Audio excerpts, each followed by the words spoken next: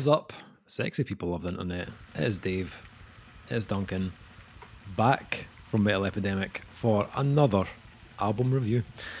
And for this review, Duncan and I have been checking out the new album from Glaswegian Grindcore unit, Gendo Ikari. The band's new album, Rokubungi, will be self-released on September 1st.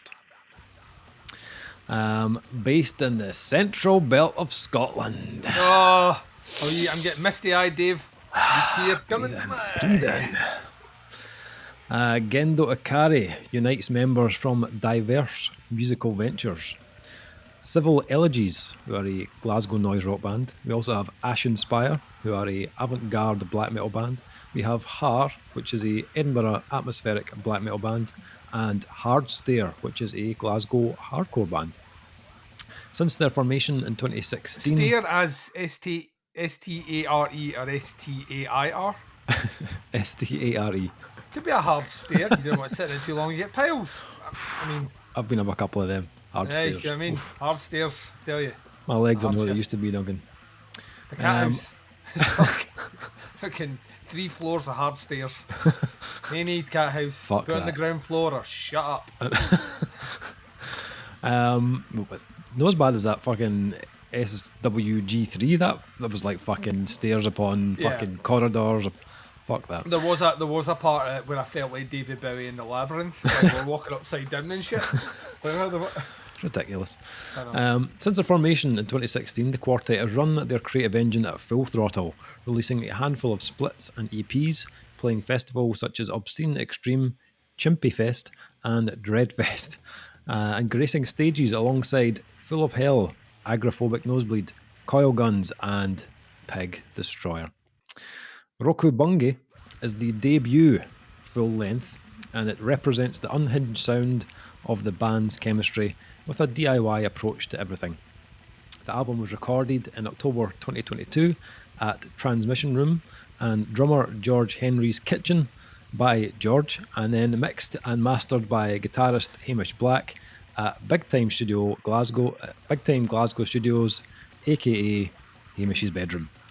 The band has also embraced electronics and samples on the new album to expand their sonic palette, adding an extra dimension to their warped soundscape. Lyrically, Rokubungi explores forced emotional conscription within society's final refuge, representing the last chance for voices to be heard. The songs delve into a range of aspects that shape human existence, from the ever-changing nature of modern culture to the emotional bombardment that we all experience.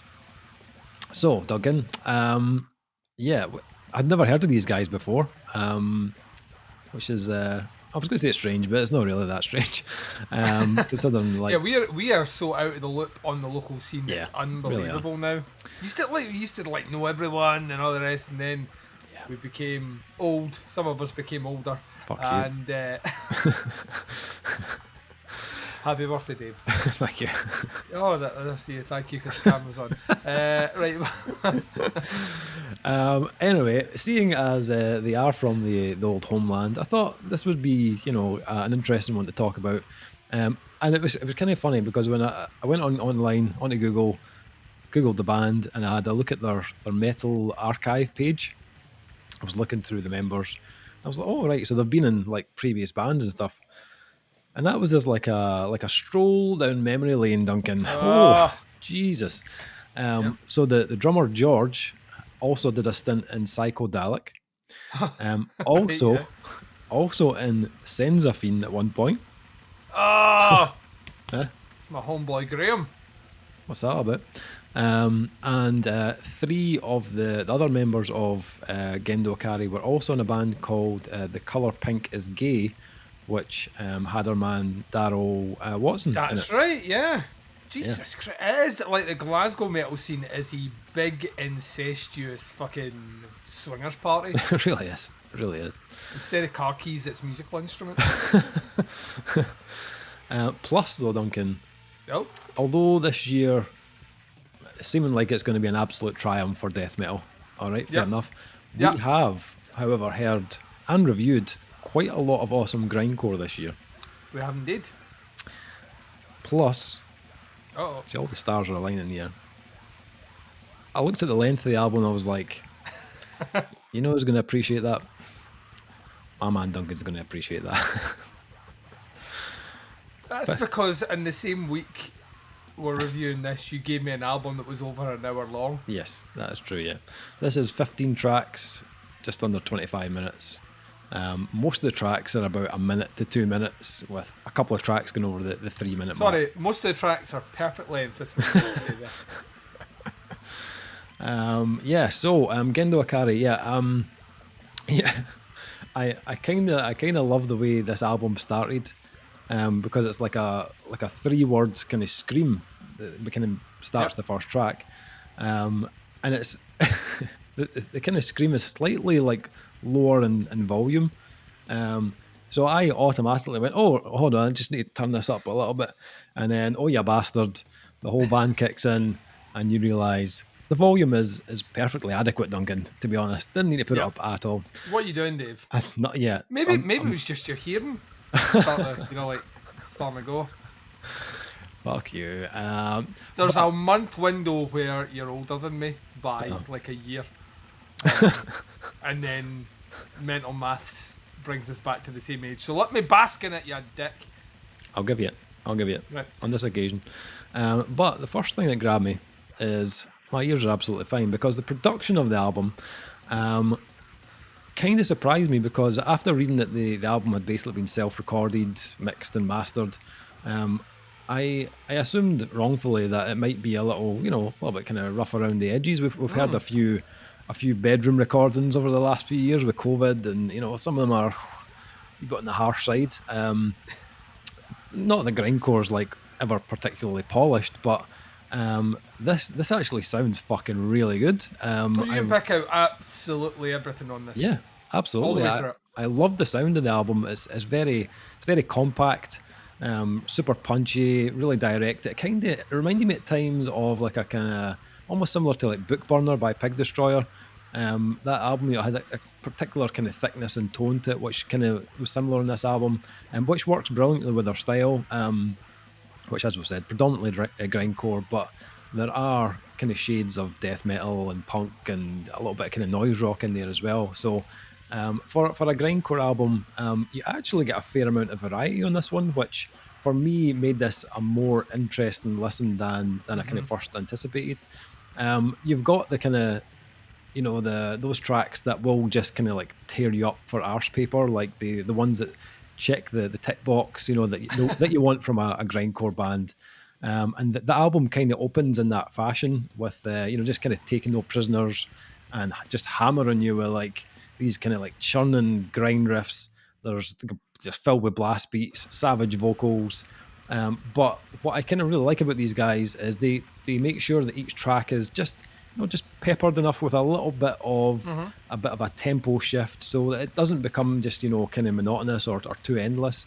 And those kind of transitions they make into the kind of more groovier side of their sound are just what you need on an album like this. It breaks up that kind of relentlessness and gives you a moment just where you can kind of enjoy the groove for a second. But then as the album kind of progresses, they start to add in a little bit more, something a little bit more twisted and kind of discordant. The kind of like jarring kind of riffs on Frail Bliss had this like almost kind of like Gorguts type kind of dissonance added to the mix, but with a much more like extreme background. Same with I think with track 4, Exhausting.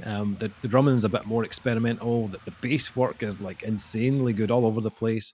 Lots of really cool runs, and the guitars lean further into that kind of dissonant, more kind of ominous side, where it's less kind of riffy, but more about kind of changing the tone of the track, which is you start to get a bit of a like kind of Discordance Axis type vibe, who they have a kind of similar kind of streak, but I really like that the album doesn't really stay in the same kind of headspace for too long. The next track is called It's Mutual, and it's back to giving you something just full of big filthy riffs, quite Pig Destroyer in places, with plenty of cool slow grooves just to keep it balanced. And I think that was the kind of key with this one. I think they've balanced out the album in a way that gives you just a little bit of each side of their sound, giving you that experimentation and oddness, but at the same time countering it with something that just tears it up from kind of start to finish. And it works really well throughout the album. Even stuff like Beg Die, which starts off with a kind of almost like Iron Maiden tribute. Like when it first kicked in, I was like, what is going on here? And then it just kind of launches into this really kind of more into their kind of noise rock side of their sound, where it's really twisted, really chaotic, a bit manic. But they still give you moments of control and heaviness and kind of short bursts just to kind of keep the track grounded as well. The follow-up track to that is Jaw Binding, which is awesome. I really, really like this one. The riffs on that track are killer. Reminding me a little bit of Candiria for some reason. Just in the slower parts, it was a little bit more kind of mathy, but had a cool kind of groovy rhythm to them as well, which I really liked. I think for a grindcore album with various different kind of styles thrown in, it flows really well. You often find that with this genre, tracks can kind of start to blend together. But I think Gendo Ikari do a really good job of keeping those tracks from merging into one. And I think that is a combination of the different styles that they play with and the order that they put the tracks in. They generally don't have like two tracks back to back that sound similar in tempo or style. And because the tracks are short, they never really overstay their welcome either. That being said, I did really like the two kind of longer tracks on the album, Moments of Collapse and the closing track, Profound Failure. It was cool to hear something with a bit more of an arc where they build into sections and give you a bit more kind of contrast. I also think when they do like erupt into that big riff on each track, it lands even harder because we've had that build up of tension before it. My only thing that I found a little bit odd was the last two tracks of the album.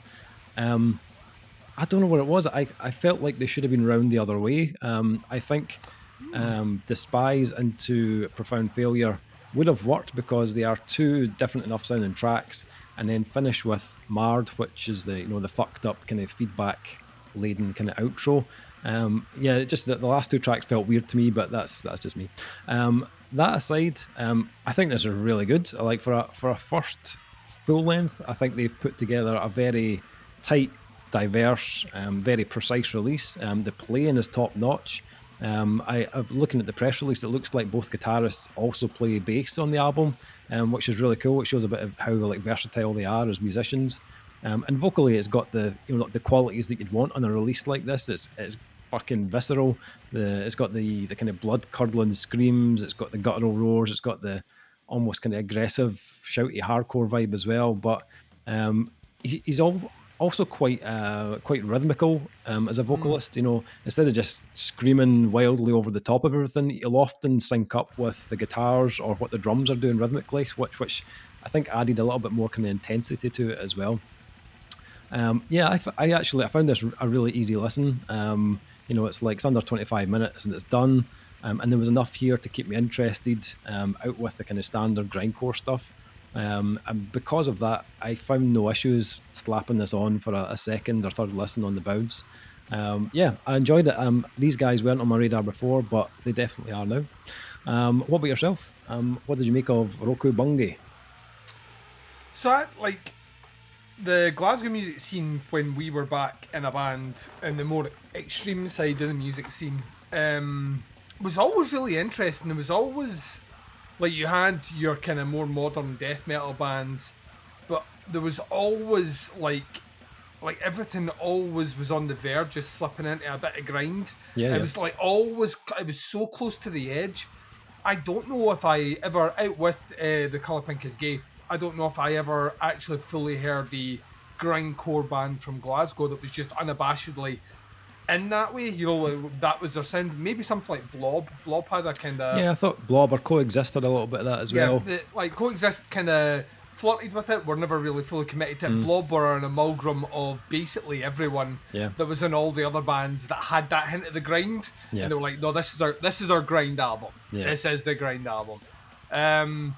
So, like, I was really excited when we spoke last week and you're like, they're from Glasgow. And I spun, like, one track while we were chatting. I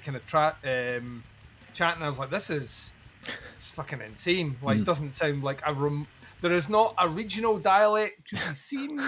I'm super curious to see how it was going to go, how it was going to play out in its entirety. 25 minutes will always be a big tick for me. You are right on that one. We listen to a lot of music. If you do the math, there's 52 weeks in the year, and on average, every week we review anywhere from 2 to 5 albums. So 3 is the safe spot in between. So we're reviewing over 150 albums a year, right? And albums have got longer, right? COVID, like, see when they talk about long COVID, I am assuming they mean runtime an album, like, because albums, like, it's like a bad Eddie Murphy skit, you know, albums be longer, women be shopping, you know what I mean? It's like they do, like, every band is now like, I suppose the format as well, the digital medium allows bands to, it's across the board, like, TV shows run longer, movies run longer because they're no longer set in the way for people to consume them in one sit, and they're designed for you to drop in and drop out as you want. So 25 minutes is always a sell. But 25 minutes of music I don't like is like, you might as well have it on for 5 hours. You know what I mean? It's like there's a fine line with that. I think what we have here in Gendo Ikari is a band that genuinely bring a melting pot of influences down. They have a core for sure. That core is grind, and they do it really, really well. But you get pepperings of kind of hardcore, a little bit of punk, definitely on the death metal side, which like just made me really fucking happy. I'm going through a bit of a death metal phase at the moment, which my mother phoned me last night and said, "I'm sure you'll grow out of." But you know what I mean? I'm kind of all in on that just now, and the way they bring death metal into the mix is really, really, really cool, because it's kind of that kind of traditional late 90s era. It's like, you know, it's that sort of style of thing with the blasts in the background. So it's not like a kind of techie version of it. If anything, it's more in a traditional vein, which actually sits really well with the kind of hardcore and punk stuff they're doing as well, and specifically the grind. Vocally, this is chef's kiss good, because grindcore albums have a tendency to be a bit monotone. Don't know if you've noticed this before. Singers have a high pitched kind of scream thing, and they're like, I could do this for 25 minutes. So you're getting it for 25 minutes. Gendo Ikari don't do that. If anything, they're actually very, very clever with it. I'm assuming there's a lot of the different ranges are not just on the singular vocalist. I'm going to assume there's other members of the band doing backup vocals. Could be. I might be wrong about that. If the band chits review it, please fucking correct me. But there's there's layers of vocals in parts. I think there is at least 2 vocalists, yeah. And then they do really clever things where they'll play off each other with techniques, which I fucking love. So that was a big sell for me straight away, is like they're doing something different within a genre, which can be at times a bit samey.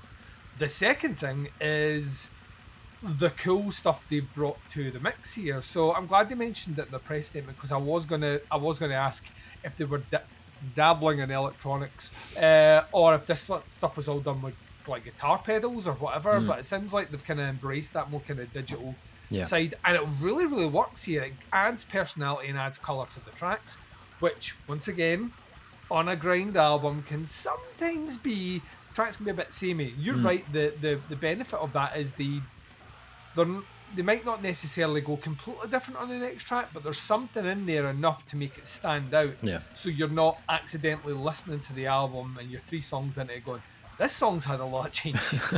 We're on track 3. It doesn't do that. So I really like that aspect of it as well. Guitar riff wise, these guys are fucking on fire, and I did not know. I just assumed a separate bass player.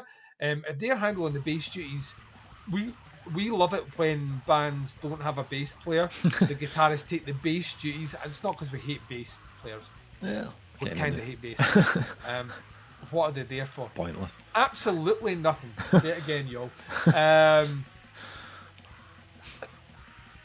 But the problem is sometimes when guitarists pick up a bass, they're like, a guitar with less strings. And they just play the same thing, and it's like boring, because that's not really how a bass player would approach writing it. What I love about this is they've approached it as a bass player would approach this. So the bass knows when to slip in and lift a riff, but then it also knows, like, right, this is my section where I get to go around and fuck around a little bit. Yeah. And fuck around and find out, Dave. And that's what happens when you listen to it, because like it explores really cool areas. You mentioned it before. There's a little bit of that on Frail Bliss. There's a bit on It's Mutual, but when it wants to sit in the pocket, a la like a track like Moments of Collapse, which is the first of the longer song, which like that one starts with kind of like fucking tom work and everything's like little thing I love about this as well, grind. Not that I feel like I'm taking pot shots. I've actually enjoyed quite a few grindcore albums this year, but there is a tendency at times to null sounds at the end, like and they don't do that. Like you can hear the guitar just going, like just a little bit in there, which I mean might sound like an imperfection to some. To me, I was smiling from ear to ear because the second time they looked to that riff, the guitar actually plays a note to fill the space. And I was just like, right, this is cool. That like it's, you know, I feel like there's movement. There's a kinetic energy about the album. Very much like yourself, the longer songs are the ones where I feel like they actually approach writing a song. Yeah. Whereas in some of the other tracks, they are delivering a statement. So if you listen to a track like Lip Service, for example, it's about 1.5 minutes long. It's like jarring vocals all over the place. It's fucking focused anger right at you. Yeah. But if you were to sit and break down and dissect the parts, it isn't really a verse chorus song. It's kind of, you know, as increments of rage, like that kind of like sit almost like a bad Jenga tower on top of each other, just waiting for you to pull their own bit out and be collapsed like in a tsunami of fucking savagery. Those moments are the bits where I was like, right, these guys are, they're seasoned musicians. They're holding some shit in the pocket, you know what I mean? Yeah. And they know when to bring it out. I think twice on an album this length is enough. I don't think like another 3 or 4 minute song somewhere on this album, I don't think would have worked. I also think the placement is surprisingly good. I preferred the back half of this album to the front half of the album. I think from Murk onwards, I think this album gets a bit more experimental and a bit different. It does help that it has the 2 longer tracks in there. Very much like yourself, well, this is a weird thing that me and you agree on the ends of the albums. I did find the position a bit of Mard specifically a bit weird. Yeah. And because you come at Mard kind of thinking, and then it kicks in another song, you're like, oh shit, like that. Is that way where you're like the band's played like their songs and you're like no encore and they're like one more song and you're like no, and they're like one more, like the band are actually doing one more song and the audience is like no. It does feel like a weird placement. It does feel like Mard should close out the album on that like distilled insanity that's been kind of twisting all the way through it. Yeah. That being said though, there isn't a song in here I would take away, and at 25 minutes it's hard to argue that everything isn't of its place. You would never know that this had been recorded in kitchens and bedrooms. that blows my mind. The production on this is fucking fire. Yeah. Absolute fire. I would argue it sits along beside See You Next Tuesday, which we reviewed earlier in the year. I think it's like as good as that production. So I think all credit to them for persevering on that as well. I'm excited. We always get excited when we hear there are bands in our vicinity doing seriously cool shit, and Gendo Ikari are, and they're coming in at the right time as well. Grind is not in the same renaissance that kind of like a post metal or a death metal is going through at the moment, but we've heard a couple of really good albums this year from bands that are certainly pushing the genre, specifically in See You Next Tuesday, but also Squid Pisser, who were really, really good. They're on the more commercial side, weirdly, if you can get such a thing, as oxymoronic as that sounds. They're on the slightly more commercial side, that when you were listing off the bands that these guys have toured with, none of that didn't make sense. It all completely made sense. I think there's a dexterity in their sense where they could play for kind of more savage punk or hardcore supports, or purely the grind. They could play in a death metal. Yeah. Well, they could open for a death metal band comfortably with the sound they've got. And I think I'm kind of excited. I kind of think once again we're getting in on the ground floor here. Debut album. I'm super curious to see where they go from here, but as a first album, This is pretty savage. So loved Yeah, it. nice. Okay, so final thing, scores for the new album from Gendo Ikari. This was an easy 4 out of 5 for me. Like, even after first listen, I was like, yeah, I know what I'm scoring this. And every time I listened to it afterwards, I was just enjoying it more and more. Super easy listen, and there's enough here just to keep you interested the whole way through. It's grindcore, but there's so many other little kind of parts going on in here which make it really interesting. So yeah, easy 4 out of 5 for me. Duncan, what say you? We are twinsing up. This is a Oh, 4 out of 5 from me as well. I really, really like this. Like I say, I think it's got enough under the hood to keep you really, really interested for its yeah. runtime, and it never really becomes predictable. Even on subsequent listens, there's still little moments I pick up in tracks where I'm like, that's such a smart shift. Yeah. Oh, that's a really cool accent they've done there, or vocally that's a smart placement of what they did there. Especially the rhythmic stuff is really, really, really cool. So yeah, 4 out of 5 for me. Very much looking forward to see what these guys go forward with next. Yeah, I mean, I struggle, we know this, to place where bands are from, and the band will be happy to know that when Dave sent me this album through, I was like, yes, another Japanese band. Turns out I was wrong. Unless, like, I don't know, Tokyo's twinned with Glasgow, which it might be. I don't know. Maybe. Yeah, hopefully we might get to see these guys live as well, as they're from Glasgow. Hopefully they've got some stuff going on locally.